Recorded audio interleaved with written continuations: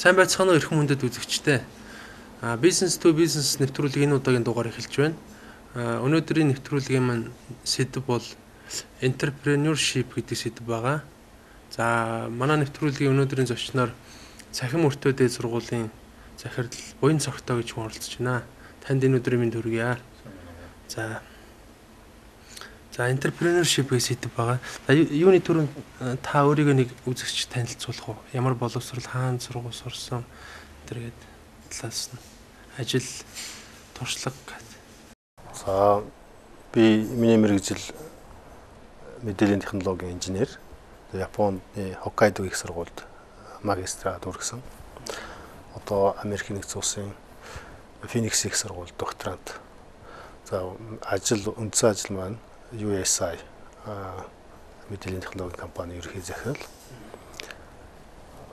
За Цахим Өртөө дээд сургуулийг одоо өнгөрсөн жилээс бидний одоо хэсэг энтерпренерүүд нийлээд одоо байгуулсан ийм сургууль. Тэгэхээр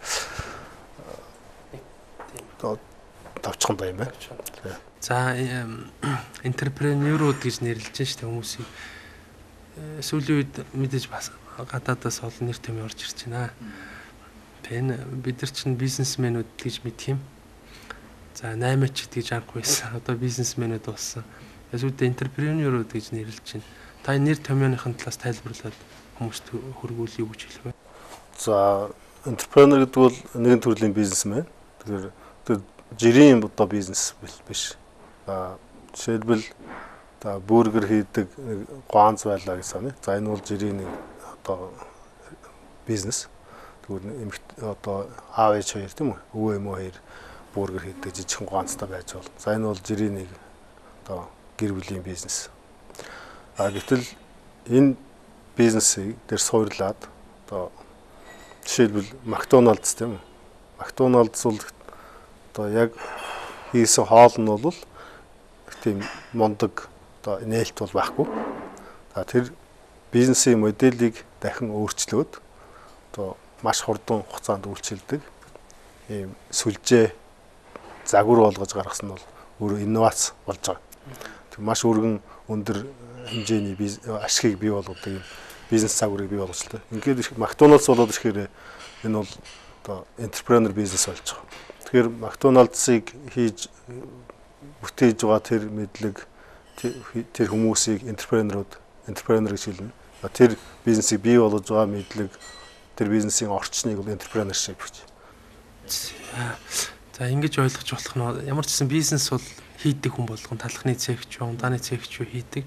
Тэрийг зах зээл ингээд өргөн утгаар нь хөгжөөд тэлээд явах анхныхаа системийг бий болгодог гэж ойлгож байна. Тэгэхээр жирийн нэг зүгээр одоо энгийн нэг бизнесийг энтерпренер бизнес гэхгүй. Өндөр үр ашигтай. Цоо шин санаа, цоо шин загварыг бий болгож байгаа. Цоо шин бүтээгдэхүүнийг бий болгож байгаа. Ийм хэлбэрийн бизнесийг хэлж байгаа. Нэггээр хэлбэл инновацийг бий болгож байгаа бизнесийг энтерпренер төрлийн бизнес. За инновацийг үүсгэж байгаа бизнесменийг энтерпренер гэж нэрлэдэг. За Монголд одоо тэгээд энтерпренер бизнес гэд нэрлэвэл манад бий болцсон хөгжчихсэн ямар бизнесүүд байна? За дэлхийд бас ямар нь харьцуулаад хэлвэл. За жишээлбэл нэг A гэдэг компани байна гэсэн. За энэ компани замын чиглэлээр бизнес явуулдаг ийм компани байгаад за байгууллагад одоо 1 жил 2 жилийн дотор нэг том одоо тендерт ялаад за магадгүй 2-3 сая долларын борлуулалт хийгээд ингээд гэнэт томроод гараад ирлээ гэсэн. За энэ бол одоо арай одоо тийм энтерпренер бизнес бол биш юм. Тэгэхээр нэг тендерт ялаад тендер гэсэн нэг төсөө шүү дээ. Ингээд дуусчлаа. За мөнгөтэй болчлоо. Өндөр ашигтай хэлсэн байж болно. Тоног төхөөрөмж юмудаа одоо хангалттай хөрөнгө оруулалт хийсэн байж болно. Гэтэ энэ бол энтерпренер бол биш. Тэгэхээр манад бол энэ төрлийн одоо бизнес бол ховор байна л да. За магадгүй яг мэдээллийн технологи, биотехнологи энэ чиглэлүүдэд цөөхөн тийм жишээнүүд байж магадгүй. За саяхан би хэвлэл мэдээлэлээс хальт сонсон. Монгол залуу таны барьж байгаа энэ смартфон зориулсан, iPhone зориулсан одоо сонирхолтой аппликейшн програм хийсэн гэдэг. Тэр хүний орлого бол гинт өссөн байж болно. Дэлхийд даяар зарагдаад. Тэгэхээр энэ бол нэг төрлийн одоо entrepreneur business. Ийм жишээг зүгээр хайгаад дурдаад ингээ бол цөөн боловч Монголд байгаа хаа гэж бодож байна. Энэ одоо манай худалдааны салбар, үйлчлэгээний салбар ер нь хөгжсөн шүү дээ. Хөгжөөд байж байгаа. Тэгээд энэ худалдааны том импортын компаниуд, үйлчлэгээний том компаниуд эдгэрийн захирлуудыг манай танхимаас entrepreneur гэж нэрлэдэг байгаа. Энд тэгээд биш болж таарч байна. За би шулуун хэлэхэд биш гэж бодож байна. Уламжлалт төрлийн бизнесмэнүүд харагдаж байдаг. За тийм бизнес тэр хүмүүсийн дотор бол жинхэнэ entrepreneur бол маш цөөхөн байгаа болов уу гэж би бодож байна. Яг мэдээ судалж үзээгүй л дээ би. Ерөнхийд нь харахад эднийх ийм хийдэг компани байна. Ийм төлөөр тэр донд худалдаа энэ худалдаа бол бизнес, entrepreneur төрлийн бизнес биш. Энэ уламжлалт айл дээр үеийн одоо тэгэхээр entrepreneur гэдэг бол цэвэр одоо эдийн засгийн цэвэр өсөлтийг бий болгодог инновацийн төрлийн бизнесийг тийм бизнесмэнүүд хэлнэ. Өртөг багтаа оюуны ажил санаа их орсон. Тэгээд тийм бизнесүүдийг хэлээд байна. Одоо та мэдээж iPad, iPhone-ыг хэлэх байх л та тийм. Инновацийн төрөл гэдэг. Тийм. Инновац гэдгээр бас нэг тайлбар тийм үү? Тэгээд инновац гэдэг юу хэлээд байгаа юм гэхээр шинэ төрлийн нээлт одоо тийм шинэ бүтээгдэхүүн зах зээл дээр гар танилцуулж байгаа тийм шинэлэг бүтээгдэхүүн шинжилгээ хэлээд байгаа юм биш шүү. Тэр шинэ бүтээгдэхүүн шинэ нээлтийг бол хийж байгаа. Гэхдээ тэр маань эдийн засгийн тийм дөрвтэй үр ашгийг бий болгосон байх хэрэгтэй. Нэлээд том өргөн хүрээний үр ашгийг бий болгосон ийм зүйлийг инновац гэж хэлж байгаа. Жишээл iPhone бол зах зээлийг тэрчгээр нь өөрчиллөө шүү дээ. За нөгөө талд нь iPhone гарч ирсэн Nokia-гийн одоо борлуулалт унжидаг ч юм уу тийм үү. Тэгэхээр энэ өөрөө зах зээл дээр маш том инновацийг бий болгож байгаа. iPhone-ы гарч ирснээс болоод Nokia дараагийн шатанд цоо шин юм гаргаж ирэхээс өөр аргагүй болж. Тэгэхээр нэг шин зүйл нь гарч ирээд өмнөх байсан зүйлээ одоо нурааж байгаа энэ процессыг л инновац гэж хэлээд онгийнхаа үднээс. Тэгэхээр энийг нэг талаас шинжлэхтэй нэг бүтээгдэхүүн ингээ гарч иж байгаа энэ зүйл маань нөгөө талдаа хуучин зүйлийг нурааж идэг. За үүнийг бүтээлч сүйтгэл гэж сүйтгэл creative destruction гэдэг юм онлайн нэр том яадаг л да. Шумпитер гэдэг энэ одоо инновацийн эдийн засгийн онолч гаргаж ирсэн. Тэгэхээр тийм төрлийн инновацийг бий болгох бизнесийг entrepreneur төрлийн бизнес. Та түр Макдоналдс ярьсан. Ер нь франчайзингийн бизнес үүдэн шүү дээ сүүлчээ. Тэр франчайзингийн бүтээгдэхүүн бас франчайзингийн бичиг баримт гэж хоёр юм байгаа тийм. Франчайзингийн тэр өргөжөөд тэлээд явах тэр бичиг баримт өөр entrepreneur шин чанартай юу? Энэ бүтээгдэхүүн entrepreneur шин чанартай юу? Эсвэл нийлээд адилхан болох уу? Одоо загвар талаас нь харах хэрэгтэй. Бизнесийн загвар талаас нь. Яг тэр мөнгө үн цэнийг бий болгож байгаа одоо загвар нь юунда байна уу? За, загварыг та юу гэж тайлбарлах вэ? Саяны хоёрын аль нь загвар юм? За, бичиг баримтын загвар юм уу, бүтээгдэхүүн загвар юм уу? Эсвэл нийлээ загвар юм уу? Тэрийг судлах хэрэгтэй байна. За, чи Макдоналдс дээр жишээ авъя. Макдоналдсын технологи бол бургер бол хялбархан зүйл байна шүү дээ юм уу? Хялбархан мах гурил тийм үү? Одоо бусад нэмэлт юмнууд. За, тэрнийг ямар хэлбэрээр одоо явуулах вэ? Тэр ноу хау шүү дээ. Загвар. За, хот газар одоо хичнээн хүн амтаа суурин газарт нэг одоо тодорхой хүчин чадалгүй одоо салбараа байгуулнаа. За энэ салбарын хувьд хэдэн хүн ажиллах вэ? Тийм үү? Нийт зардал нь ямар ах вэ? За энэ сүлжээ дэлгүүр нийт энэ хотод хэд байж ашигтай ажиллах вэ? За энийг ханган нийлүүлэх үйлдвэрүүд нь ямар байх вэ? Тийм үү? Тэгэхээр ашигын тооцоо хийж штэ. Тэгээд бизнесийн хурд байж таарна. За энэ бүх тооцоог гаргаад за энэ бол тэгшэтгэл томьёо гаргаад за ийм байхад хамгийн максимум үр ашигтай байх нэ гэдэг. Ийм бүх зүйлийг тооцсон юм бизнес модель гаргаж иж байна. Бизнесийн загвар. Энэ бол өөрөө энэ загвар маань өөрөө инновац. Энэ entrepreneurship тэгэхээр ер нь бол та бизнес хийхдээ тооцоо судалгаатай төгсөл маягийн хэлбэрт оруулсан байх юм бол тэр нь өөрөө инновац шин чанарыг хадгалсан байвал entrepreneurship орчин гэж хэлээд байна уу? Яг ship орчин гэхээр яах вэ? Entrepreneurship гэвэл яг ийм төрлийн бизнесийг явуулах бүх төрлийн одоо ноу хау мэдлэгийн цогц нөгөө талаас бас одоо тухайн тэр бизнесийг явуулах орчин. Үүнийг бүхэлд нь entrepreneurship гэж хэлж болно.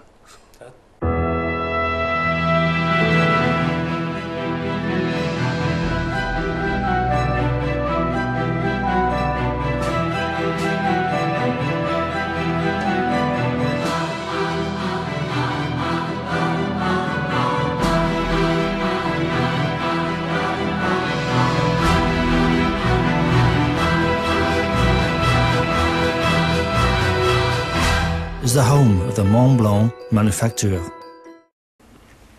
Энтерпренеруудыг төрүүлнэ гэж үг байна лээ. Тэгэхээр бодвол оюутан залуучуудыг тэр нь сургана л гэсэн үг байх л та. За энтерпренеруудыг төрүүлнэ, entrepreneurship-ийг суралцуулна гэдэг мэдээ тийм ойлголт байна.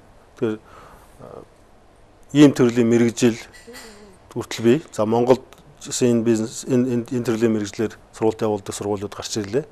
Тэгэхээр зүгээр би инновацийн тухай ярьсан. Тэр инновацийг төрүүлдэг бизнесийн орчин дэлхийд даяар одоо нийтлэг нэг ойлголт төрсэн бизнес эдийн засгийн загвар байна. За юуны кластер гэж хэлдэг. За одоо шууд орчуулах юм бол төвлөрөл гэсэн утгатай. Бизнесийн төлбөрийн ресурсуудыг нэг одоо газар зүүн нэг орчинд нэг цэг дээр төвлөрүүлээд ингэснээрээ одоо тэр ресурсуудын хамтын ажиллагаа нэг тийм синержи одоо үүсдэг.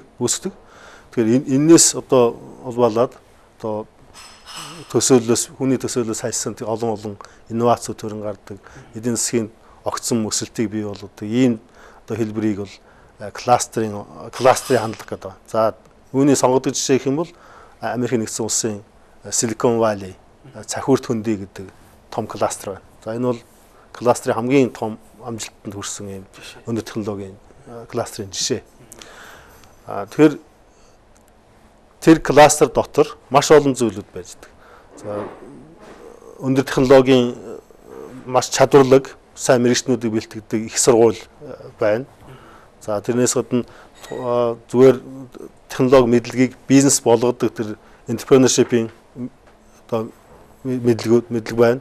За тэрнээс гадна энтерпренеруудын community network тэр физически одоо орчинд бий болсон байна. За хөрөнгө оруулагч нар байна. За энэ хөрөнгө оруулагч маш чухал боловч за энэ бол одоо ийм төрлийн энтерпренер төрлийн инновац төрлийн бизнесийг хөгжүүлдэг энд хөрөнгө оруулалт хийдэг хөрөнгө оруулалтын санг бол venture capital, venture хөрөнгө оруулалт гэж хэлдэг. За энэ тогтолцоо байх ёстой. За гэх мэтлэн за venture capital бас өмнө одоо angel инвесторууд гэж хэлдэг. Одоо монголоор юу гэмээр юм. Тийм хамгийн анхны хөрөнгө оруулалтыг хийдэг тийм хөв хүмүүс. Одоо тухайн бизнесийг тухайн технологийн салбарыг маш сайн мэддэг. Өөрөө хөрөнгөтэй болчихсон. Урд нь одоо энтерпренер байсан. Тэгээ өөрийнхөө амжилтаа явуулсан төслөөсөө одоо сайтан болчихсон хүмүүс голдуу. Залуу энтерпренеруудад хөрөнгө оруулалт хийгээд явж идэг. За ингээд тодорхой хэмжээд хүрсний дараа дахиад нэг газараас seed fund одоо үр тарих хөрөнгө оруулалт авч байгаа. За тэрнийг цааш нь venture capital-аас дахиад томруулаад venture capital-аас хөрөнгө оруулалт аваад за ингэснийхаа дараа амжилтаа явуулаад нөгөө бизнесээ хөрөнгөний зах зээл дээр гаргадаг. За тэр үед жинхэнэ одоо ашиг авдаг. Тэгэхээр хөрөнгөний зах зээл дээр гаргаж одоо IPO хийхээс өмнө тэр олон шатууд байх нь шүү дээ. Seed fund-рууд, одоо angel investor, venture capital гэдэг. Тэгэхээр ийм орчныг бий болгосон одоо хотхон тийм үү? Физикс гэдэг ийм хотхоныг үүсгээд ингээ явах бол жишээлбэл entrepreneurship-ийг хөгжүүлдэг нэг арга байх нь шүү дээ. Арга байх нь. Томас Эдисон бол одоо жинхэнэ энтерпренер байх нь шүү дээ тийм. За Томас Эдисон хичнээн инновац хийснийг гаргасныг би мэдэхгүй байна. Маш олон патент авсан шүү тийм үү. За тэгэхээр тэр үеийн манерын үед entrepreneurship хэрэг хөгжөөд одоо хичнээн одоо сая долларын тэрбум долларын одоо бизнесийн үнцийг үүсгэж ирснийг мэдэхгүй байна л да. Тэр хүн бол нээлт хийдэг хүн. Хөрөн R&D судалгаа хийдэг. Embassy ресторан танилцуулж байна. Европын сонгодог уран барилгын дүр төрхийг шингээсэн Liberty танхим, Францын сонгодог уран барилгаас сэдвлэн чулуун мозаик, сонгодог хэлбэрийн арк багнуудыг хослуулан уралсан Celebrity танхим, үйлчлүүлэгчид хосоорон ирж цэлгэр уудам цонхны дэргэд тухлан сууж үйлчлүүлэх боломжтой Noble танхим, Английн эртний сонгодог хэвжинжийг хадгалсан VIP хэлбэрийн үйлчлэгийг санд болгож байгаа Royal Lounge, Embassy ресторан таныг хүрч байна. Зөв. За ямарсан гаднаас бүтээгдэхүүн оруулж ирээд ашиг нэмээд зардаг эсвэл одоо юу гэдэг үйлчлэгээ үзүүлдэг хүмүүс бол төдийл энтерпренер биш юм байна. Ямарсан шинжилгээ ухааны үндэслэлтэй бизнесүүдийг дэмжиж хөрөнгө оруулж тэрийг зах зээл дээр гаргадаг хүмүүсийг хилдэг байна гэж ерөнхийд нь ойлгож болохоор. За би интернет тайлбар хэлье. Энэ бас сайхан жишээ. Тэгэхээр бизнес гэдэг бол эрэлт нийлүүлэлтийн ялгаанаас ашиг болж байгаа зүйл шүү дээ. За энд нэг бараа тухайн тодорхой бараа дутагтаад байна гэдгийг тухайн бизнесмен олж илрүүлдэг юм. За нөгөө талд ирээнд ч юм уу хаан чи тэр бол илүүдэлтэй буюу маш хямдхан байна гэдгийг тухайн бизнесмен олж хараад за энэ хөөч үнийн ийм ялгаа байгаа тийм үнээс нь үнийн ялгаа байгаа. Үнийн зөрүү. Тэгэхээр энэ одоо судалгааг хийж олж чадсан хүн, мэдсэн хүн энэ зөрүүнээс л ашиг болоод байна гэсэн. Тэгэхээр бизнесийн ашиг олнод бол ерөөхдөө ийм зөрүүг олж харах гэсэн. Тийм. За энэ бизнес чиглэлийн хөгжөөд хүн төрөлхтний одоо өнгөрсөн түүхийн явцад хөгжсөөр байгаа амархан ингээд нэг хүнээс аваад тийм үү. Өөрт чинь нэг бараа хэрэгтэй байгааг олж мэдчихэд би нөгөө найздаа байгааг мэдж байгаа учраас авцраад та хоёрыг уулзуулахгүй өөрөө дунд нь хийгээд би дундаас нь ашиг олчих шүү дээ. За ийм амархан одоо ашиг олох процесс бол хэцүү болоод байгаа хөө хөгжлийн явцад. За тэгэхээр энэ ялгаатай байдлыг одоо яаж олж харах вэ? Одоо энэ маш хэцүү глобал дэлгэцийн энэ ертөнцид бол хүн болгон л ирээ яваал тийм үү? Бараа ямар барааг мэдчихэж байгаа, Монголд ямар хувааг мэдчихэж байгаа. Тэгэхээр ирээ Улаанбаатар хоёрын хооронд яваад 90-ад оны ихээр одоо маш их ашиг олдог байсан тэр үйл явц бол одоо маш хэцүү болсон. Тэгэхээр одоо яах вэ гэдэг юм тулж байгаа. Тэгэхээр тэр ялгааг хаанаас олж ирэх вэ гэдэг ирээдүйд очиж одоо энэ цагийг ирээдүйд цаг энэ одоо энэ байгаа цаг хоёрын хооронд ялгааг бий болгож байгаа. За энийг бол одоо далдыг харах бэлгийнүүд гэдэг шиг тийм үү? Мэдлэгийн хүчээр тэр ялгааг бий болгож байгаа. Өөрөөр хэлбэл өнөөдөр биднэрт ямар хэрэгцээ байна уу гэдгийг олж илрүүлээд тэр шинэ хэрэгцээг мэдлэгийн хүчээр нээж байгаа. За энэ бол инновац гэдэг юм процесс. Одоо л тодорч штэ. Одоо л тэр ирээний ялгаа байсан боловч сүүлдээ тэнцээд ирж байна. Одоо энийг хүчээр бий болгож штэ. Энэ маркетингаар тийм маркетингаар хүчээр бий болгож ялгаа гаргаад одоо энэ бүр сүүлдээ газар авах маркетингаас гадна нөгөө технологи хэрэгтэй тийм цоошин одоо үнцэнтэй цоошин тийм нээлт хийхгүй болохгүй болж таарсан. Тэр одоо хүмүүс маань тэр зөврөө одоо манад бол сүүлд бид нэвтрүүлэлт орж исэн Монос групп ерөнхийлөгч байсан Хүрлбаатар гэдэг. Тэр хүн бол дэлхийн зах зээлд Монгол төрлийн шинэ эм бүтээж тийм Монгол аргаар бүтээж гаргана гэж байгаа хүн яваад байгаа. Тэр бол одоо утгаараа энтерпренер хүн болж. Тэр хүн бол энтерпренер хүн. Тэгээд тийм инновац хийхин тулд зорж байна. Хөрөнгө оруулалт хийгээд явж байна. Тэгээд Монос компани бол одоо бие технологийн чиглэлээр ажилладаг. Бас манай тэргүүлэх компаниудын нэг ер нь цөөхөн компаниудын нэг багш. Тэгэхээр тэр чиглэлээс л ер нь инновац гарна. Одоо бас хамгийн боломжтой салбарууд IT-ийн салбар багш үнтэй програм зохиох.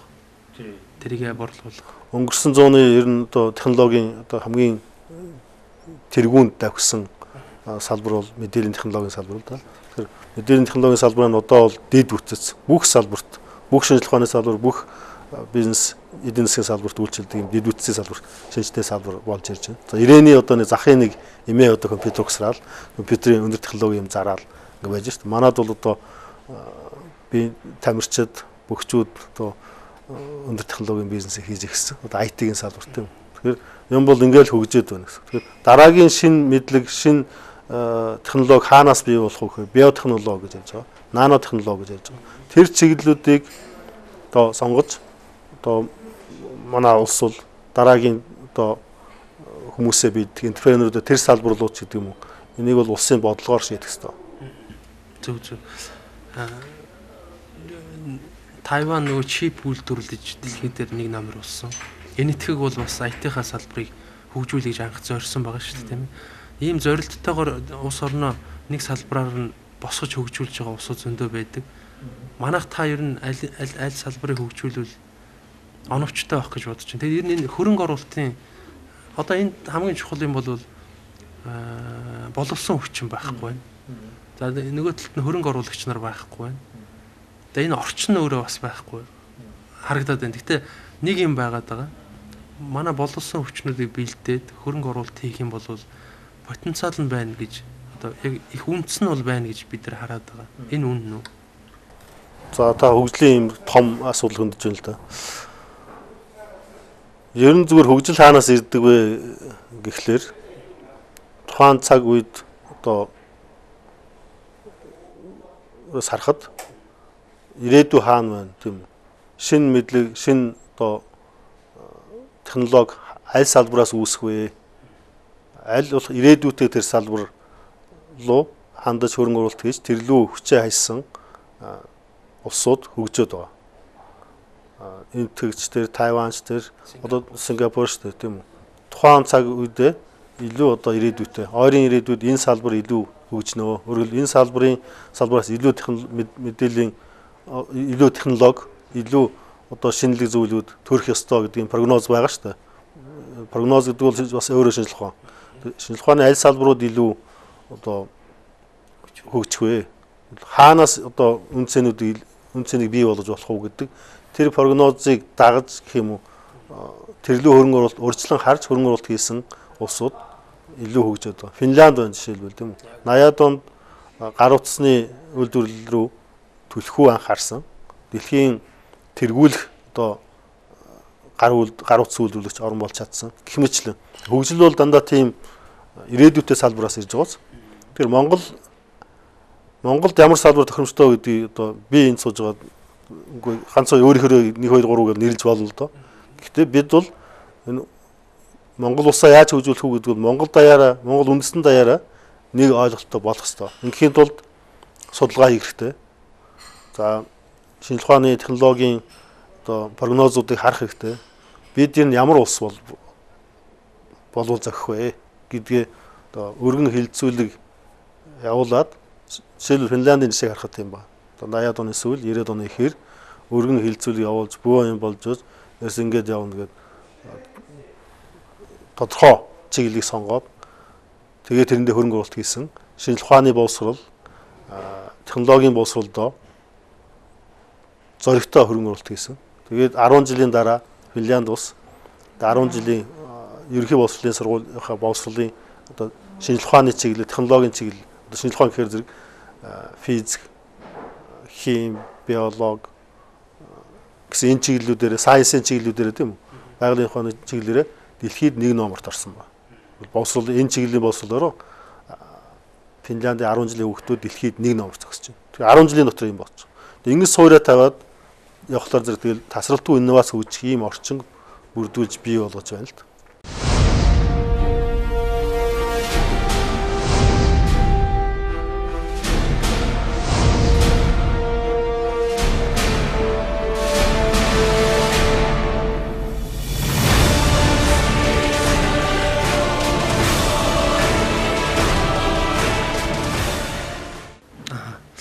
Инновац улс орны энэ их сонирхолтой юм л да. Бид нар ч өнөөдөр яг Монгол улс хаашаа явах гээд байгаагаа нэгдүгürt мэдэхгүй байгаа. Тэгээ бас яаж явахаа бас мэдэхгүй байх шиг шүү дээ. Ингээл урсгалаараа л одоо ингээл тэгэл хөссөн өсөөг уул уурхаа гэдэг бол бас хөгжил биш юм аа. уул уурхай магадгүй тэр одоо таны хэдлэх зүгөө бүгдээрээ нийлээд нэг зорилготой байвал тэгээ тэнд хөрөнгө оруулалт хийвэл гэж байна шүү дээ. Ер нь бол хөрөнгө оруулалт хийхээс өмнө судалгаа оновчтой шийдвэр нь чухал байх л та. Таныхаар яг хоёулаа ингэж яриа л та бас аль нь боломжтой байдаг юм бэ? Мэдээж чаддаг юм а хийх хэрэгтэй баг. Өөрсдийнхөө нөөц бололцоо дээр тулгуурлаж хийх хэрэгтэй баг. Таны хэлдгээр мэдээж олон эрдэмтэд олон жил сараар суугаад хилэлцээд тэгээд нэгдсэнийг дүгнэлтэнд өрөө тэрийгэ тунхаглаад тэрэндээ засгийн газараас ч юм уу олон улсын байгууллагаас сангуудаас хөрөнгө оруулалт хийгээд явал ер нь болохгүй юм байхгүй юм л байгаад байгаа шиг. Тэгээ зорилгоо тодорхойлох гэдэг бол их чухал зүйл.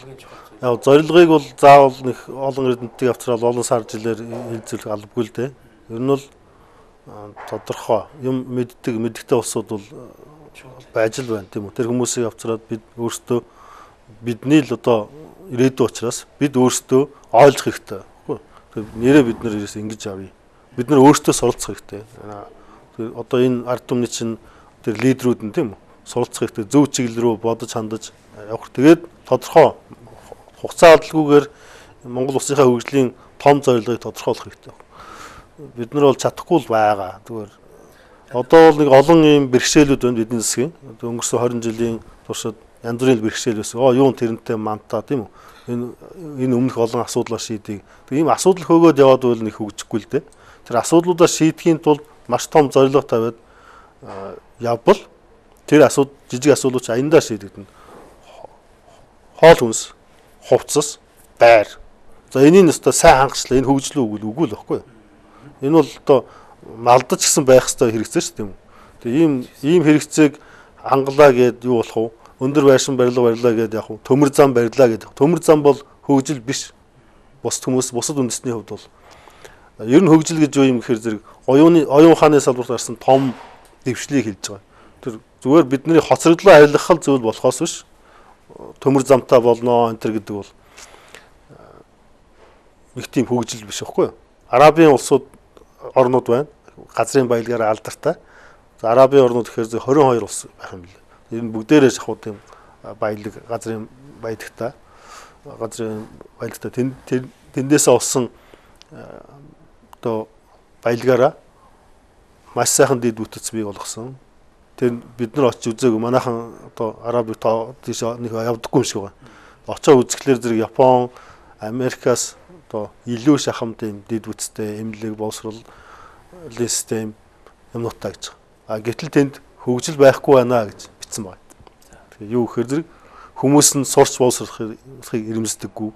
Тэр бизнесмэнүүд нь инновац хийдэггүй, энтерпренерүүд байдаггүй. За кластер Дубайга том кластер хийсэн. Тэр нь бол үндсэндээ худалдааны төв болж хувирсан. Тэндээс бол нэг олигтой шалтай инновац бол төрж бий болохгүй байна гэж. Тэгэхээр зэрэг хөгжил гэдэг бол ерөөсөө л цэвэр хүний энэ оюун ухааны юм баггүй юу? Японд очиод ингээд харахад хүмүүс нь байнгын нэг шинэ юм руу ингэсэн тэмүүлсэн.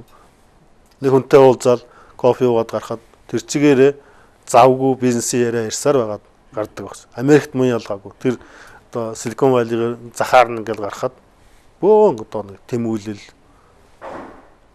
ирч хүч тийм мэдрэгдэж байдаг.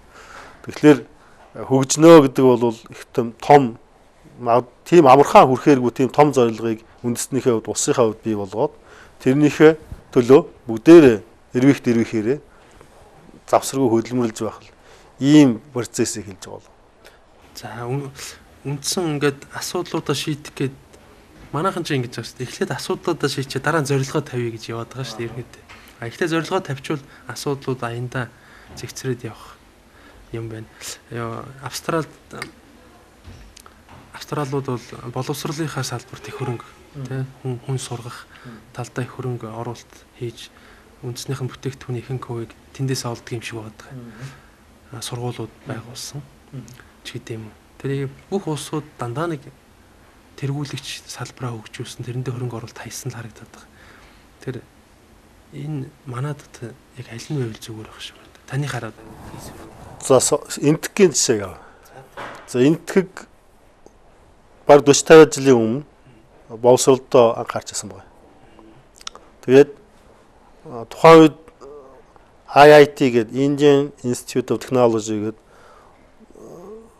маш хүчтэй технологийн инженерийн сургууль 7-г байгуулсан байна. Индира Ганди гэдэг. Маш өндөр чанартай боловсрол олгодог. Англи хэлний угаасаа тэд Английн колонд байсан ус. Англи хэлний маш өндөр боловсролтой, технологийн маш өндөр чадвартай тим инженерүүдийг бэлтгэдэг байсан. Гэтэл тэр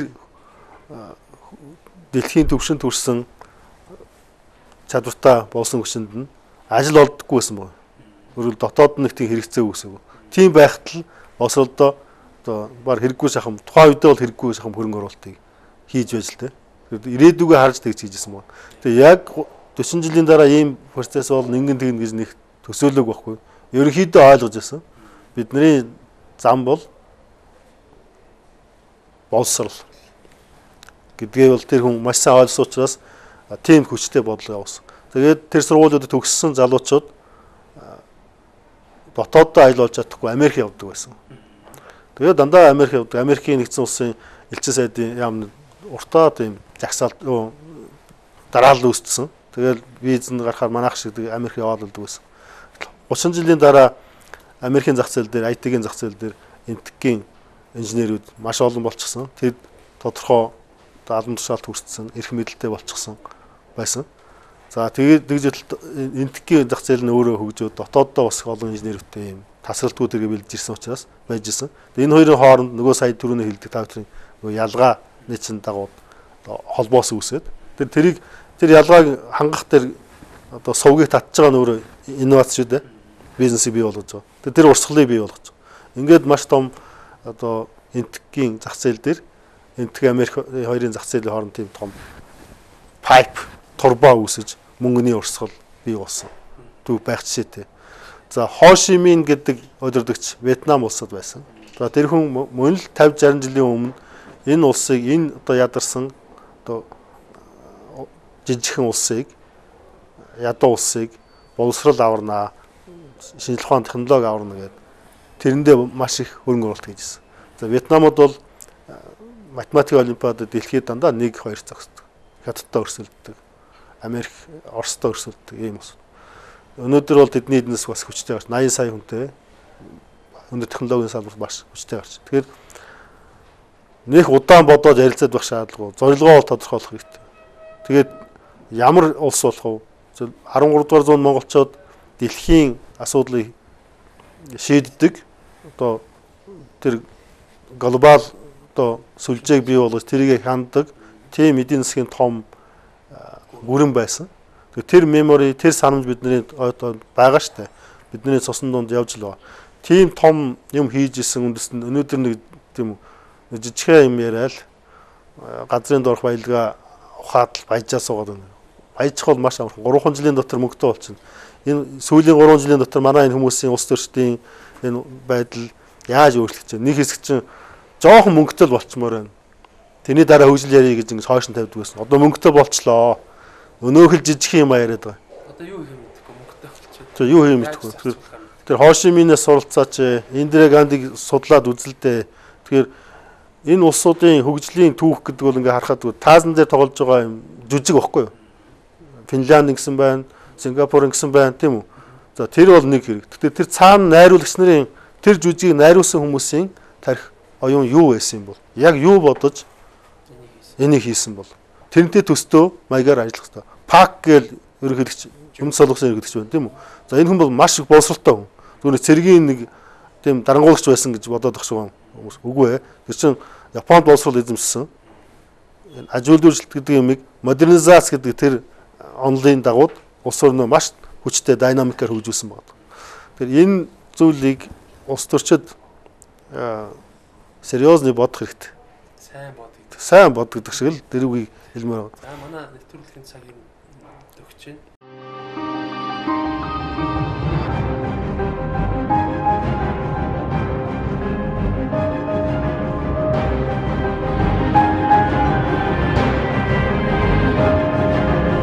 Таны амжилтын хөтөч Монблан. Энэ ташрамд танаа сургууль цахим өртөөдийн сургууль байгаа. Энтерпренер залуучуудыг бэлддэг сургууль гэсэн та сургуулийнхаа талаар товч танилцуулах уу? За цахим өртөө дээд сургууль сургуулийг байгуулад 2 жил болж байна. Тэгээ цахим мөртөө холбоо гэж 12 жилийн өмнө Монголын одоо гадаадад ажиллаж амьдарч байгаа сэхэтнүүд байгуулсан байна. За 90 оноос хойш Монгол маань нээлттэй бодлого явуулж ирсэн. За үүний үрээр Монголын олон залуучууд одоо хөгжилтэй оронд очиж суралцаж, ажиллаж амьдрах болсон. Монгол хүн чинь гадаашаа гарахаараа их тийм эх оронч болцоходог. Тэгэхээр гадаад гарсан Монголын сэхэтнүүд Монгол улсаа яаж хөгжүүлэх вэ гэдэг бол ер нь энэ сүүлийн 20 жилд тийм сэдв бидний оюунаас байн уяатай байлаа шүү дээ. Тэгэхээр тэр залуу одоо хүмүүсийн байгуулсан энэ цахим мөртөө холбоо маань явсаар одоо Монголынхаа ирээдүйн хөгжлийг тодорхойлох тийм нэг их сургуультай бол яваа. Монголынхаа MIT, Монголынхаа Стэнфордын их сургуулийг бид өөрсдөө л байгуулах ёстой юм байна гэдгийг ухаарсны үндсэн дээрс одоо цахим мөртөө дээд сургуулийг Монголын одоо энтерпренер их сургууль, Монголын мэдлэгийн ирээдүйн мэдээ эдийн засгийн суур болсон ийм сургууль байгуулъя гэж байгуулсан юм аа. За 30 орчим залуучууд нийлсэн. Англи, Америк, Япон, одоо энэ Австрали энэ бүх оронд одоо суралцаж ажиллаж байгаа. Зарим нь одоо ч гэсэн тэндээ байгаа. За ихэнх нь эх орондоо буцаж ирж байгаа. Ийм шинэ үеийн сэхэтнүүдийн байгуулсан. Одоо шинэ үеийн энтерпренеруудын байгуулсан ийм сургууль. Тэгэхээр дашрамд хэлэхэд тухайн улсын боловсролын систем гэдэг бол тухайн улсын хөгжлийн бодлого, зорилго, үндэснийх нь хүсэл эрмэлзэл түүнд нийцсэн хөтөлбөрийн дагуу явагддаг. Өөрсдийнх нь бүтээсэн онцлогтой тийм зүйл байдаг. Тэгэхээр Монгол боловсрол гэж байх ёстой.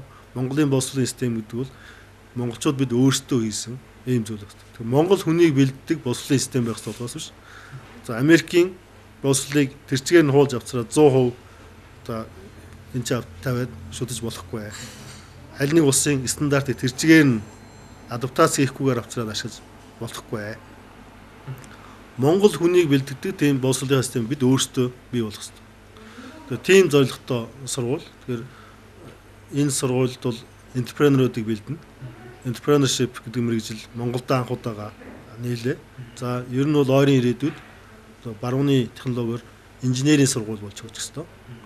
За бизнесийн сургууль бас хөгжүүлнэ. Тэгэхээр инженерийн сургууль, бизнесийн сургууль гэсэн хоёр багантайгаар энэ сургууль маань цааш хөгжинэ. Ер нь бол Монголын Стэнфордын их сургууль болно л гэж зорж байгаа. Тэгэхээр хүмүүс та бүхнийг хамтарч ажиллахыг урьж байна. За эрхэм хүндэт үзэгчтэй манай өнөөдрийн бизнес to бизнес нэвтрүүлэг үгээр өндөрлж байна. Өнөөдрийн сэдв маань entrepreneurship гэдэг сэдв байлаа. Сэдвийн дагуу манай нэвтрүүлэгт цахим мөртөө дээд сургуулийн захирал буян цогтой доктор оролцлоо. Ингээд та бүхэн тухайн сэдвээр өөрсдөө боловсруулж мөн цахим мөртөө дээд сургуультай хамтарч ажиллаж болохоор юм байна. Дараагийн нэвтрүүлгээр дахин уулзтлаа баяр та.